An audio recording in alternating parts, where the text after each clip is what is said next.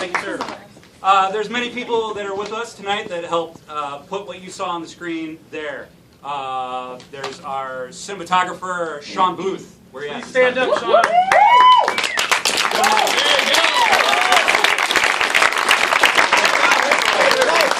Library. We also have our other crew. We have Dan Thompson. Where are you at, buddy? There's Dan. There it is, Dan. There's DJ Colangelo, who helped with casting.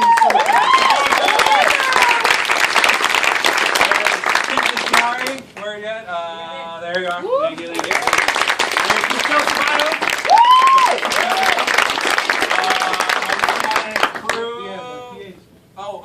Yes, there's Eve.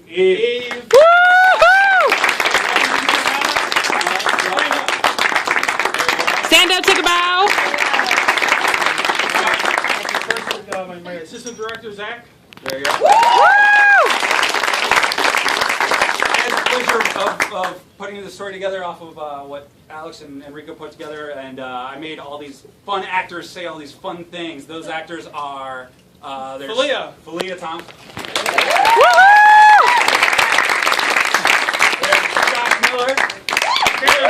Yeah! Go Spurs!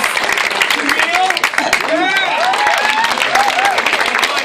of course, the one guy we put through the ringer, Ryan.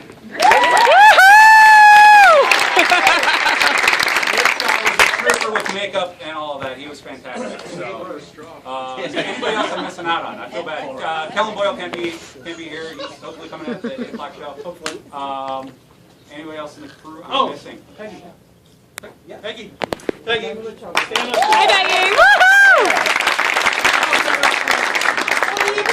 Hey, go get the food!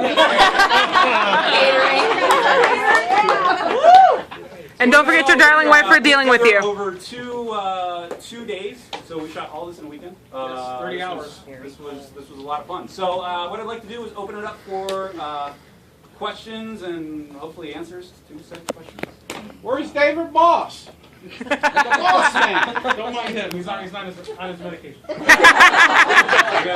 cancel it.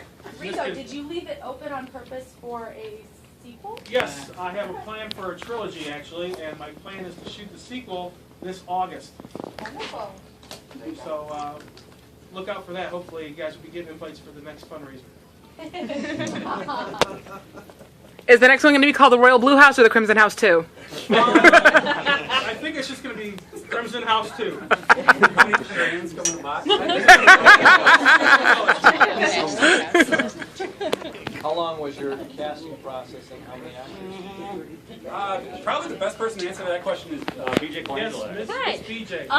Casting took place over 3 days. We saw approximately 40 different actors, all from Ohio, ranging. We had some. I think the furthest one was from Dayton. Some of them came, straight out of Cleveland, which actually all of them did in the relative area.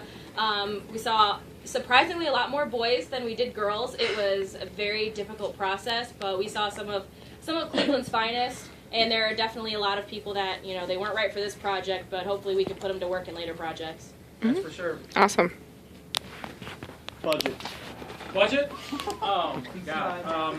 $50 million, right? Ooh, I wish. You want to talk about budget for the whole 3-year span? Probably about almost $7 grand. $7 grand.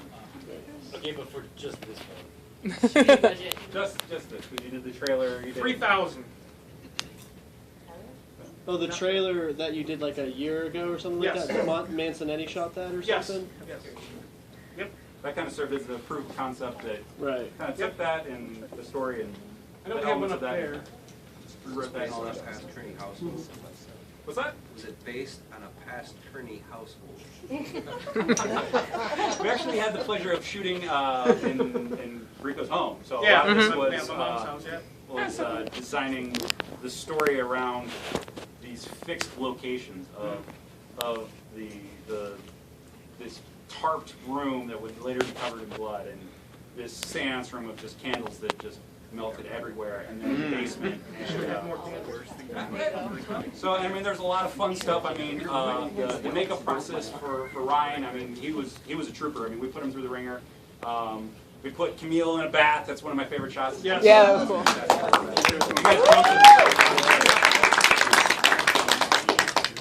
What camera did you shoot on? We shot on Sean's favorite Black Magic. Sean. Oh no, whoever. Sean and Lucas. Sean and Lucas are the two people to credit for that. Yes, Black Magic Pocket and the other Black Magic Cinema. Yep. Awesome cameras. I recommend that to anybody. I have a slightly stupid question. Was there a purpose for the room being tarped in like the beginning scenes besides the whole bloodbath? It's supposed to allude to the fact that when our character played by Leah goes into the basement, that this has happened continuously, and that this is something that's continuously going to happen again.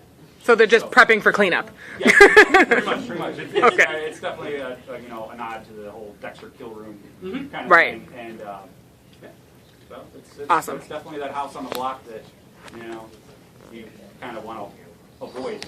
Right. Sure, I avoid it all the time. What led you to write the story? The story, well, to be completely honest with you, 3 years ago at my old house, my aunt's house, my cousin right here, Brandon, and I came up with the concept, and then we just kind of took it from there. I always had a passion for cinema, and I just want to get my work out there. I mean, I had a lot of great people. Everybody in this room helped me, not just my family members and everybody that showed their support, but everybody contributed to the film. And I just want to get my work out there, not just so I can just show everybody what I am capable of doing. Next, Martin Scorsese. So next up is my film Scum.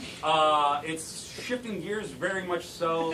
While this was sort of a live-action Scooby-Doo, mine is a little more along button heads with something NC-17-ish, hard R-ish. So if you have any qualms of Weak graphic stomachs? violence and other nasty things, I would say that maybe this isn't your cup of tea, and you should probably Exit stage left. If not, then this is made for the people that expect it. So, all right. Woohoo! And cut.